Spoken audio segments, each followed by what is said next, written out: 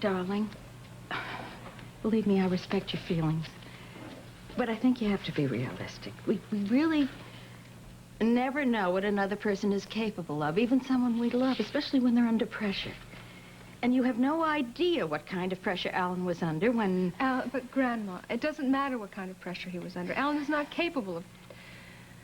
Look, what possible motive would Alan have for murdering a man like Joe Bradley, a man he hardly knew?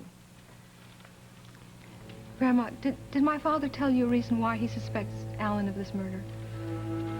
Well, Michael thought it was strange that Alan suddenly disappeared on the afternoon that Joe Bradley was murdered. And all the time you were gone, there were articles in newspapers all over the world saying that the authorities were looking for Alan, and he didn't call or make himself known or come forward or give an explanation. And he also obviously didn't want any of us to know where you were, since he instructed the telephone operators at that hotel in Puerto de la Cruz not to put through any long-distance calls. And he made sure that none of your letters or postcards reached us. Look, Grandma, I agree with you. It doesn't look very good. But it's not enough for my father to suspect Alan of a murder. Grandma, is there something that you haven't told me?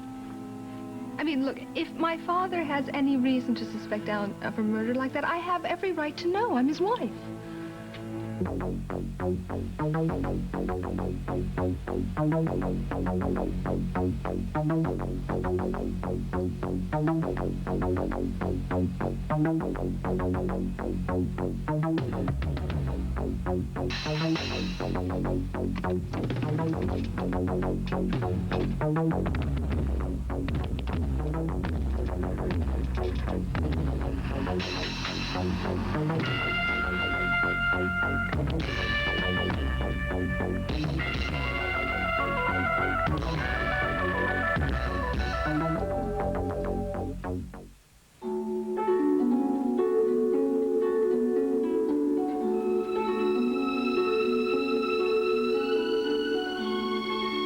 And now, the award-winning Guiding Light.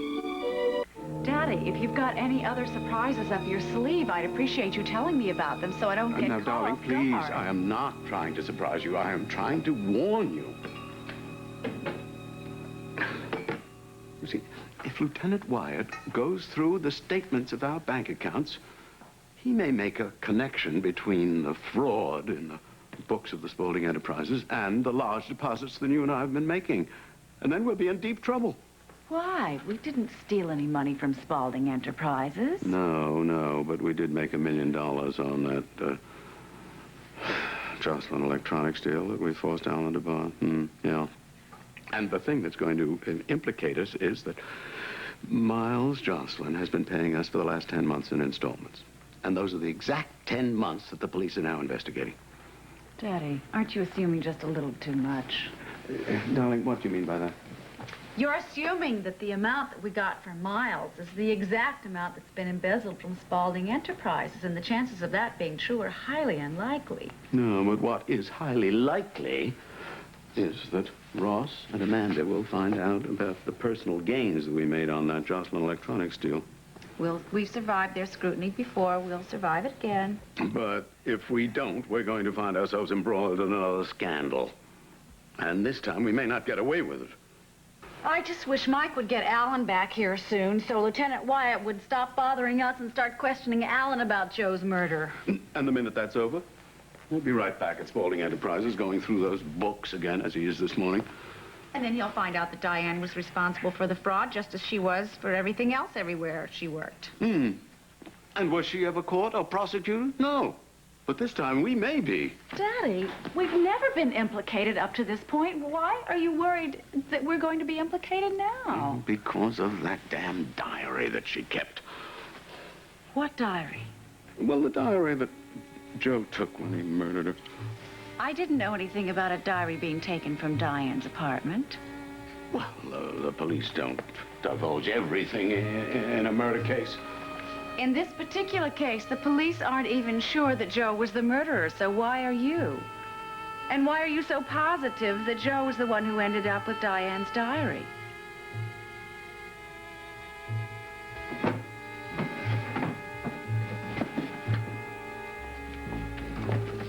Lunch will be at 12:30, Mr. McCord. In the meantime, I thought you might like some coffee. Oh, thank you. Mrs. Renfield, did you see a small red leather-bound book of mine? Last time I saw it was here in the desk. Yes, I packed it away with the rest of the things that I took up to the attic before Lieutenant Wyatt came to search the house. Thank goodness. I don't need to tell you the problems it would cause if that book fell into the wrong hands. Well, I can bring the carton down now, if you wish. Oh, please, but don't let Nola see it, not with her more than curious nature. She must have been fascinated with your laboratory. Yes, she was. But I only let her see what I wanted her to see. That was very wise. I must say, though, as uneducated as Nola is, she has a very keen perception and an uncanny memory for the smallest detail. Yes. She seems to remember everything about every movie she's ever seen, down to the most inconsequential details. In fact, she seems as fascinated by old films as she is in members of the opposite sex. Frankly, Mr. McCord, I was quite shocked to find her here with that young Mr. Lewis the night after that opening. Well, I think her fascination with Mr. Lewis has to do with his family's millions, which is another lesson I'll have to teach Nola before it's too late. Well, I don't want to dwell on it. But if we're going to have all sorts of young men running in and out of this house, it's only going to make our job a great deal more difficult. I wouldn't worry about that, Mrs. Renfield. In a short while, Nola will be in her last month of pregnancy, and she'll be in no condition to be enchanting members of the opposite sex. Good morning.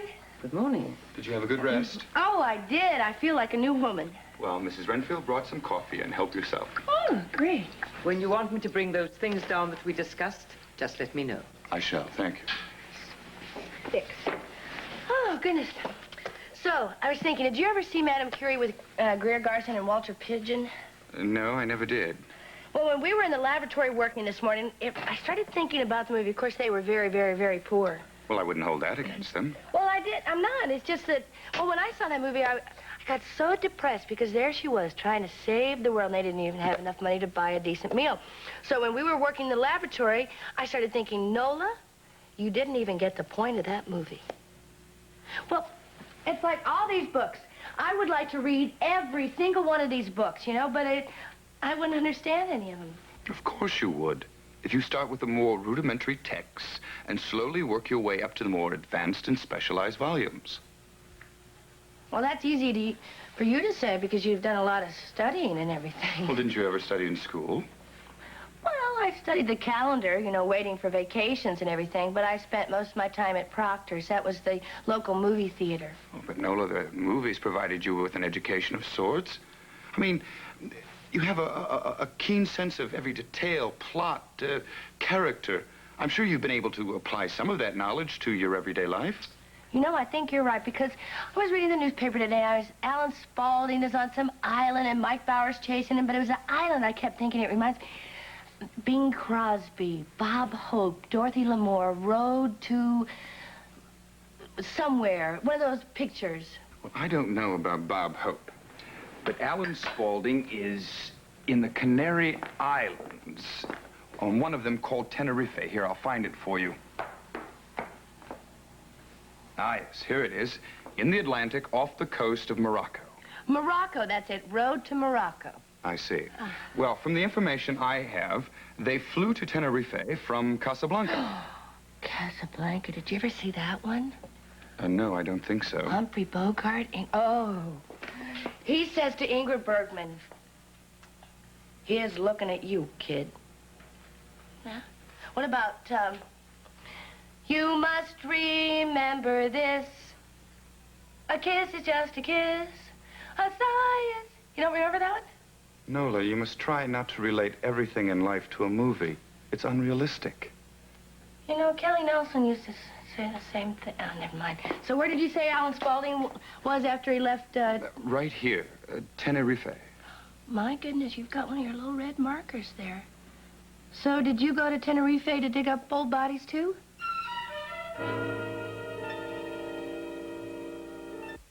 Tim, I can't believe you're back. When did you get here? And where were you? Why didn't you call Wait a us? minute. Whoa. One question at a time, huh? I'm sorry, but as you can tell, I haven't seen this lady for quite a while. You look wonderful. Thanks. You do, too. Look, why don't we sit over here and catch up on things and let Floyd and Leslie Ann have a little peace and quiet. Very nice meeting you. You too, Tim. See you again soon, I hope. Okay.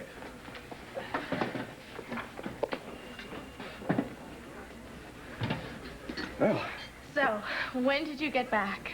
last night, I stopped by the hideout, and my mom said you had just left.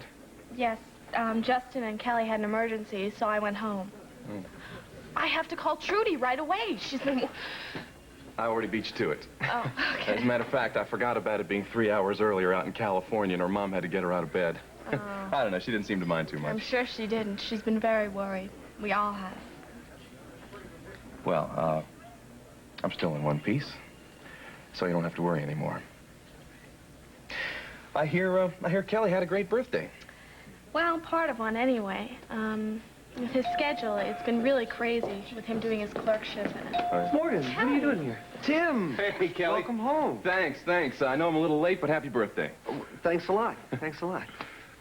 Morgan's just been telling me how busy you are. Oh, yeah, really. But life's been too great to really complain about it. Listen, can I get you a cup of coffee? No, thanks. Look, I think I'm gonna go ahead and sit over with Floyd again. Nice seeing you again, Morgan. Yes, you too. Let's get together soon. Okay, sure, I'll give you a call. Take care. You too. Talk to you later. Hey, what are you doing here? Well, I thought we'd look through the catalog together to make sure that I was signing up for the right courses. Well, great. You bring it? Of course I brought it. Oh, hey, come on. No put down intended. Have you spoken to, Ed today? No, not since this morning. Oh, has he heard anything from Bert? No, not since her plane landed, but, well, we should hear something soon.